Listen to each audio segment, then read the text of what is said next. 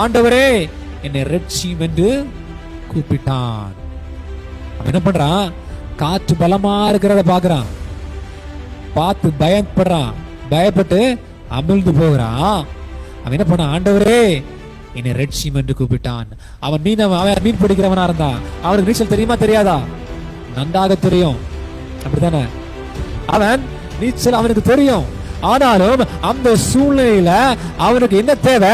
அவனுடைய பயம் அவனுக்கு அகன்று போகணும். அவன் பயப்பட்டபடினால அமிழ்ந்து போனான். அவன் நீச்சல் தெரியாதனால அமிழ்ந்து போகவில்லை.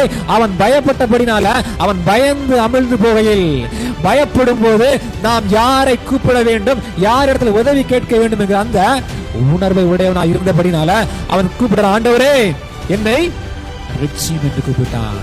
நான் நீச்சல் அடிக்க தெரியும், எனக்கு நான் மீன் பிடிக்கிறவன், ஆனால் என்னுடைய பயத்தை நீக்கிற தெய்வம் நீர் ஒருவரே என்கிற அந்த உணர்வை உடையவனாய் போய் காணப்பட்டான்.